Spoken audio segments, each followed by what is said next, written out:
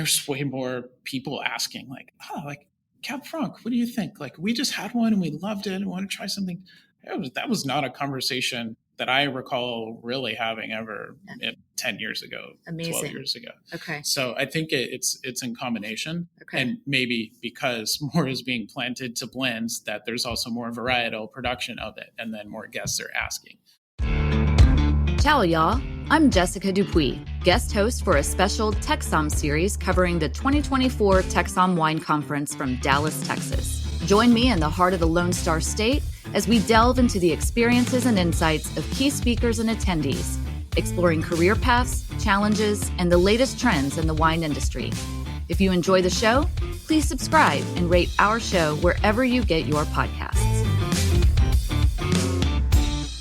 All right. Well, welcome to the Italian Wine Podcast, Vincent. I am so happy to have you here, mainly because I've never had a chance to meet you. So we're going to get to know each other live, if that's okay with you. Yeah, that's great. That sounds awesome. Well, maybe you could just kind of start out, just tell us your name, where you work, and a little bit about, how you got into wine.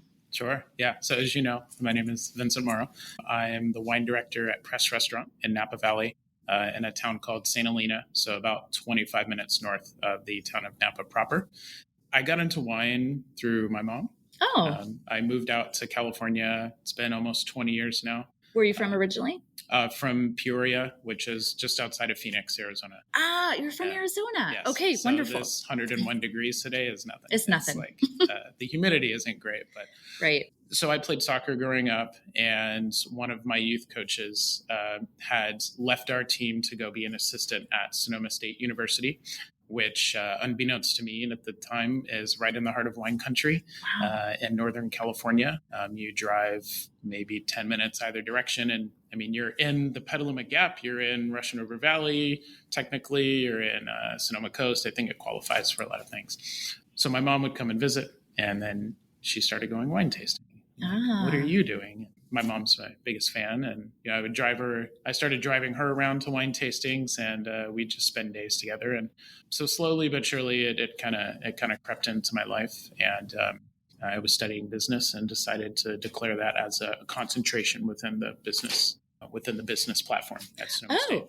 Okay. So Sonoma State, so they have that option to so the wine business, wine marketing, or what was kind of the... Yeah, it's called Wine Business Systems, and it truly is like directed at being in the business of wine. So it was just kind of really starting to gain momentum and grow legs as I was finishing the program. Yeah. So you look back 15 years now, and it's grown so much, especially the MBA program there for wine. But yeah, it was learning more about operations and logistics and sales and marketing and those sorts of things. But I also didn't turn 21 until my last semester. Okay. So for the handful of classes that included wine tasting, it is legal, but I was not allowed to taste. Professors weren't sure at the time. Yeah.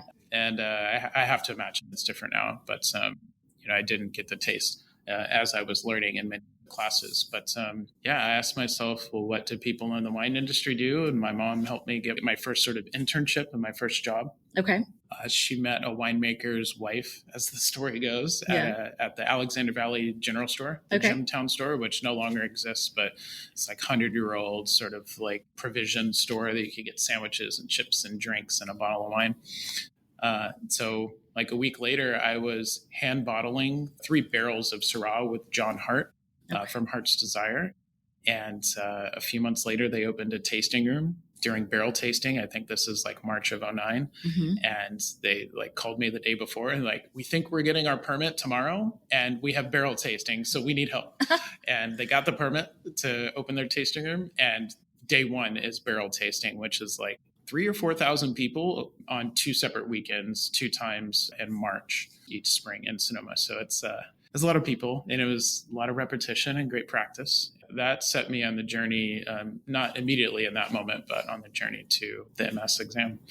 This is fascinating. So many people I talk to that are master sommeliers as yourself, they end up in wine because they started in restaurants, oftentimes to help them get through college or whatever. To studying music or literature. Yeah, exactly. Whatever it is, we all eventually get here.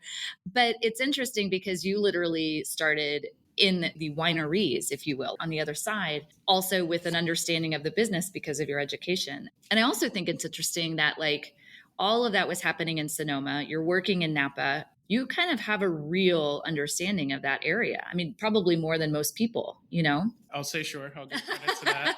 The answer is yes. Living and working in it is just so different. It's almost like if you want to learn Spanish. Yeah.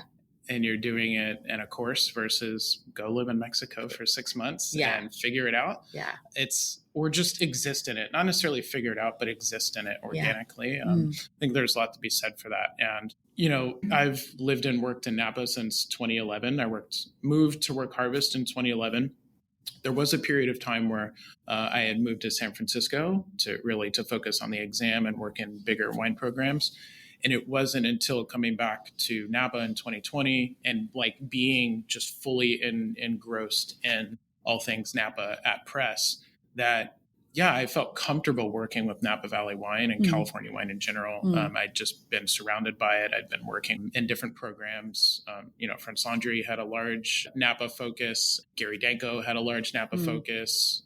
Bennu, small but mighty wine list, but we did have a very like thoughtful, intentional section of Napa Valley wine. I feel pretty comfortable with Napa. I know Napa. I lived there. But then I get to Press and it's just every single wine is tied to Napa in some way, with very few exceptions now. Yeah. And I'm happy to point those out. They have... I actually want to talk about first, give me a contrast for people this is a lot of the listeners are from the US, but a lot of them are in Italy. So if you've never been to Sonoma, Napa, can you give me just like a quick, like, here's the difference between the two. They're so close together. Totally. And oftentimes just like Dallas, Fort Worth, right? They get smashed together, but they're actually two very different places. Can you kind of maybe give a quick contrast or? Totally. So elevator pitch is Sonoma has direct Pacific Ocean influence. Napa has semi-Pacific Ocean influence in that Napa is encapsulated by, two mountain ranges that make it this 30-mile long, roughly, and at its widest point, 5-mile valley that make it this just unique place. Whereas Sonoma County, in contrast, is much larger. It's a massively larger county than Napa and has so many different pockets and microclimates and areas that can grow a variety of different things. Yeah. Anywhere from Chardonnay or even Caricante now to Cabernet Sauvignon and Pinot Noir and Zinfandel. Sonoma County, there's just a much broader diversity. Yeah. In layman's terms, physically, if you have not been here, Sonoma County, it borders the coast of the ocean. Yeah. Napa does not, and it sits on the other side of a mountain range. It's about 40 miles inland at its nearest point from the ocean. And then you have a mountain range that is blocking that influence. Yeah. So that's perfect. So you definitely that geographic kind of like, and we talk about that with Napa, right? Like, so mountain fruit, valley fruit, and Sonoma, it is more coastally. Yeah. Plus I think the culture is a little bit different, right? I think that's a fun thing to kind of poke at or to point out. I think they've just evolved very much in two different ways, where if you go back 50 or 60 years, they were probably much more similar. Napa still is, but it at one point was very just agrarian and spread out and kind of down to earth and homey. And not to say that it isn't anymore, but because Napa is a victim of its own success, particularly with Cabernet Sauvignon and Chardonnay and investments and land cost and everything, that certainly those not challenges, but that has existed in Sonoma, just not to the same degree that it has happened in the Napa Valley. And there's really nowhere else to plant in Napa. We are planted out. We are at capacity. So when supply is at capacity, not going up, and demand continues to rise, well, then what's going to happen? Your prices are going to go up. Right. So basic economics. Exactly. Yeah. So the type of investment and money that is now coming into Napa is generally a lot of money, and it's generally geared at a very sort of narrow window of what will be produced. I say all of that because I think it does have an impact on culture, at least what people think of the culture. But living and working in Napa, it's one of my favorite things because I love that. My fiance and I, we have our friend group, our community, our family is so strong. And, they talk about the separation of 6. It's like in Napa, it's 1. Like there is one person separating you from someone that you don't know whether you like it or not. So right. it's also, a double-edged sword. You've got to, you just be mindful. Someone could walk in with a farmer's hat and sandals and overalls, and it could be one of the greatest growers on the planet who's seen more 10 times over that longer than you've lived. And there's a lot of humility in it because you never know who you're addressing. Well, that's interesting because that leads me to want to talk about press a little bit. So if you've been to Napa and, you think about where should I eat, where should I dine? I mean, press is kind of at the very, very top of the list. I mean, I was actually just talking to Francis Percival recently with the World of Fine Wine. Press ends up at the top of the list every time for being one of the best wine list restaurants. It's just in quantity and depth. So it's specific to Napa and California or just Napa? Napa. Okay. So everything is through the lens of Napa. When I started or took over the role, the first person I asked was Samantha Rudd, who is the Rudd family, owns the restaurant, Rudd Winery. Her father, Leslie, started the restaurant in 2005 with this vision of, really the ethos, everything in the restaurant, living and breathing Napa Valley. It was a steakhouse then. Now it's more kind of intentional, farm to table. It sounds cliche, but we work directly with 3 farms, one of which we own. So all of our produce comes through that. But he really had this vision of championing Napa Valley. But as Napa gets more homogenous and more expensive, the conversation when I took the role was actually my first phone call was Kelly White. After that, amazing. Kelly and I are former coworkers at GuildSom and friends. And I said, Kelly, how'd you stayed on another 5 years? Pandemic doesn't happen. What do you think happens to the listed press? And, we had the conversation of, we're not sure if it would have stayed exclusively Napa. It may have had to expand a little bit. We never made a final decision on that. But the reality is, again, Napa is increasingly planting Cabernet or replanting to Cabernet, and it's only getting more expensive. So how do you have a list like that is increasingly inaccessible in that regard? So one thing I noticed on the list and I really leaned into was, well, what about the people of Napa Valley that are producing wine from elsewhere, but their day jobs are head of X winery, head of Y winery. They can't even afford to make their own Napa Valley Cabernet and maybe don't want to either. They're exploring Grenache or Syrah from the foothills. They're exploring Mourvedre from Contra Costa County and Carignan and really supporting. They're integral to the Napa Valley community, but those grapes aren't from here. That just feels a little like, God, why don't we just sink the ship instead of letting it die a slow death? So it wasn't a change. It was just leaning a bit more into that. Broadening the perspective. Totally. To me, it's celebrating more diversity in Napa people too. You can't say you support the people if... Well, and let's be honest, it doesn't make economic sense to explore with different varieties in Napa because Cab and Chard are the way, right? But what about a wine list that only has Cab and Chard? Right? Chardonnay. It's very boring to me. Yeah, exactly. I'll just say it point blank. It's very boring. It's something exciting to explore, but how cool to be able to say we've got Mourvedre, we've got Caricante, we've got, some other things because people are able to explore just outside of the valley, and I love that you're able to do that. And the kind of the flip side of that is wineries outside of the valley that produce Napa Valley fruit. Or produce wine from Napa Valley fruit, like Dumal comes to mind. Dumal they've been a Chardonnay Pinot monster for decades. I love the wines and everything Andy is doing, but he also makes Tench Vineyard Cabernet.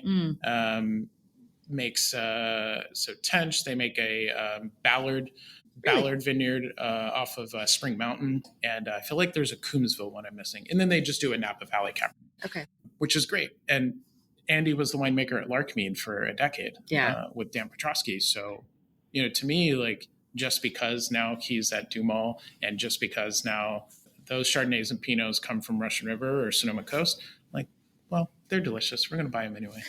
And, it's part of the Napa story. Guests don't seem to be upset about it. Yeah. And then the last piece you said, the Napa story.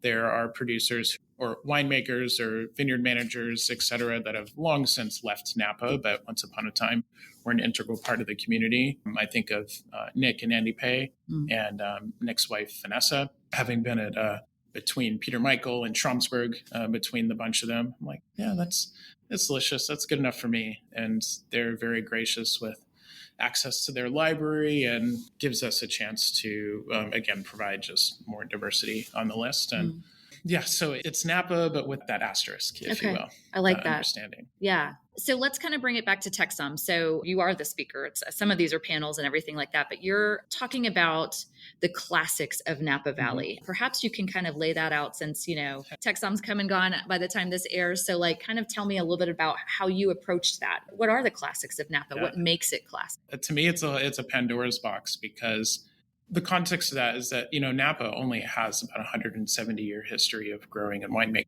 It's a good reminder. Yes. Which is, you look at a place like Burgundy or Bordeaux. Yeah. Or basically anywhere in Europe. And the history is it's a fraction of it. And we exist in a place, for better or worse, I think mostly for the better, that does not dictate what you can plant, where you can plant, for the most part, Napa in degrees and slopes, but doesn't say what grapes you can plant, how they need to be made. There's sort of general sandbox of rules as far as alcohol and additions and all of that, but it's not saying it needs to be 70% Grenache minimum and the rest must be Syrah and Mourvedre.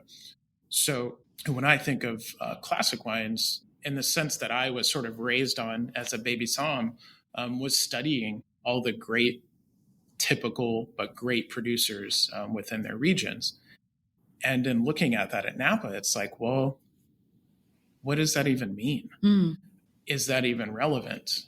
Especially talking about today with wine sales being down, with a new generation of wine consumers that are open to many things and also maybe don't want to spend $200 on a bottle when they can spend, they can get a case for that much, right, of tasty, delicious wine to share with friends. So to me, approaching it, the best way I knew how was to approach it the same way I would if you came into press and said, I want something that really is special, is typical, but may not necessarily be replicated by a lot of people in the Valley, specifically for the reasons or primary reason of economics. Right. To me, showing what's possible. Yeah. Both what may at one time have been considered classic, that because it's such small acreage or very little producers, could we call it classic now? And I don't know, that's more of a question than an answer, but could also provide a glimpse into the future of Napa. Right. In terms of the grape's viability, but economics will be the tell-all.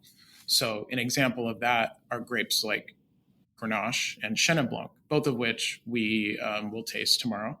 Chenin Blanc at one point was, one of the most, right? Charles Krug used to produce over 100,000 cases of Chenin Blanc annually. Yeah.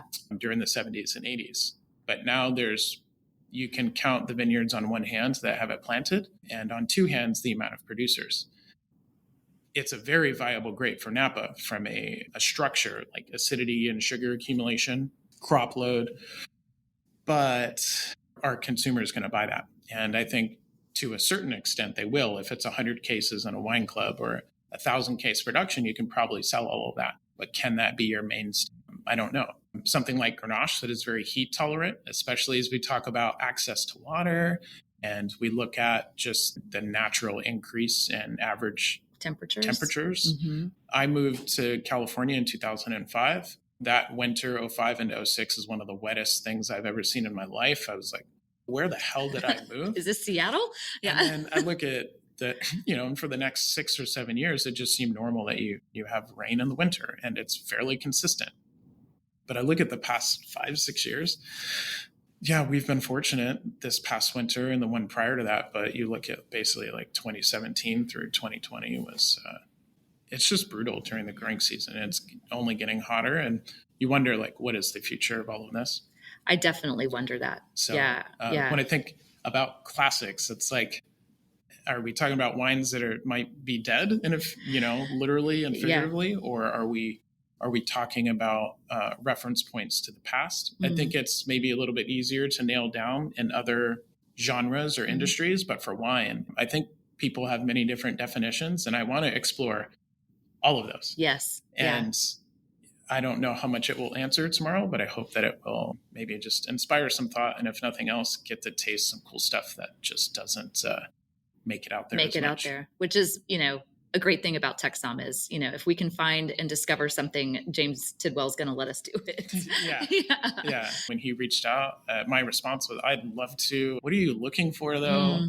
Here's kind of what I'm thinking. And I just threw out like 8 to 10 wines in different categories. Like, that sounds great. Do you want to do it on your own? I'm like, sure. Okay. Why not? So there's certainly many other folks that could easily do this as well in tandem or instead of me. But I figured, what do I have to bring to the table that's unique with regards to classic? And like, well, why don't I let's show a little bit of what might be the experience if you came into press, and we talked about a wine off the list. Yeah, absolutely. I think you're kind of the perfect choice. So, I mean, it makes me wonder, kind of like shifting the conversation over to Italy, especially with the topic of Cabernet and the topic of climate change. And let's just broaden that maybe to Bordeaux varieties in general. I think for a long time, Bulgari has kind of had this feel of, emulating a lot of what's happening in Bordeaux. And I wonder if you think that perhaps there's something to learn from Napa Valley in terms of moving forward into the future. Like, are there ways that you're seeing things in Napa be more progressive, if you will? And by that, I just mean kind of moving away from the heavy Parker style, like oaky opulence. And I know I'm like, shoving words into your mouth by saying that, but I'm just curious from your perspective, what you're seeing and what can be learned from that. Yeah. Well, I think for decades, generations, that speaking of classic, vintners were constantly starting wineries with minimal knowledge, minimal knowledge of the industry. And when you do that, what is your reference point? And many people were saying, well, Bordeaux, or Cabernet, just like Bordeaux. But, one thing we'll touch on tomorrow is that we're actually very different from Bordeaux, both in climate and soil. For sure. Just because that's where it does well previously doesn't mean that, not necessarily that it can't do well, because it obviously has in Napa, but that you don't accomplish it in the same way. One example is that we get virtually zero rain between April 1 and October 1. Okay. And there's always going to, this year we were kind of bled into May with the rain, but like, it's been hot and dry since then. Yeah. Whereas Bordeaux is generally, you don't know what to expect during the growing season. It's also more humid. I bring that up because at a certain point, I think people stopped using it as a reference point. Yeah. Something to learn from, but not, this is my North Star for how I produce. And you saw that with wineries like Opus One that put their row orientation a certain way, but then after a few years actually changed it. You see that in the height of vines as well, how far they are off the grounds, because we have different frost pressures and heat summation than Bordeaux and other parts of the world. So I say that in that, what is really the length of history and length of time that Bulgari or Bordeaux varieties in Italy have truly been recognized? It's a relatively short amount of time. Sure. And I think it's maybe this period that Napa was in about a generation ago, in the 80s and 90s, when we really had a chance to replant the way we wanted to, and ushered in sort of this new generation of what is the way we do things as opposed to trying to replicate another place. Like, again, taking guidance and advice, but not necessarily living and dying by that. And one thing that we're seeing in Napa now is that moving away from this idea that every vineyard needs to be this perfectly manicured, like Japanese flower garden type of a vineyard. Like, it's okay to have cover crop. It's actually better to have it. I'm glad you asked this, because I'm going to use this tomorrow. But we were at Dominus a year ago, speaking with Cassidy Harris, who's a former sommelier, great friend, and has been there for, say, like 12 or 13 years now, but works directly with Christian. What they saw after 2 years ago to the date on Labor Day, we had a 10-day span of over 105 degree highs in the valley, completely like cooked vintage. Not to say that everything from 2022 tastes like that, but that was the challenge. And most people could only use 10, 15% of their crop. What they found was their south-facing side of the grapes, which typically go into Napa Nook, could not use most of that. Okay. A lot of direct sun exposure and just way more heat. The north side of it was more spared, and they could use more of that. But then in the center of the canopy, where the clusters were there, their heat summations never got above 90 degrees.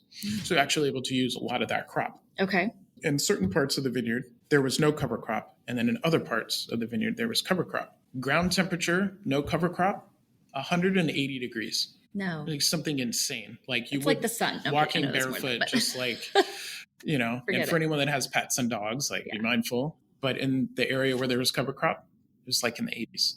Amazing. So let's just say all of their entire vineyard has cover crop now throughout the year. Yeah. And that's just one anecdote. The other one I'd say is moving away from manicured vineyards, more producers that I think are going to go back to what we used to have. And that's more of a sprawl. Yeah. Giving yourself the opportunity to have more vegetative protection. Yeah. And cutting that back later in the season, if you do it, potentially throwing a little bit bigger crop so that it's almost like decanting a wine. Once you've decanted it, you can't undecant it. Once you've cut away fruit and cut away canopy, it will actually kind of grow back, but not in time to protect you from what if we get another 10-day spell of 105. Right. So I think 22 was a big lesson for the Valley. Feels like we've learned a lot of lessons in the past 5 years in Napa, or I hope, between fires and heat and dryness and lack of water, and then that heat spell. It's a good point, which, we'll get to start tasting in the next few years, right? Like seeing how those lessons have kind of taught people. Yeah. So to kind of wrap that up in a nice, neat little bow, I don't know that would be the solution in Bulgari, a place that's probably, I would guess I haven't spent any time in Tuscany, unfortunately, or in Bulgari.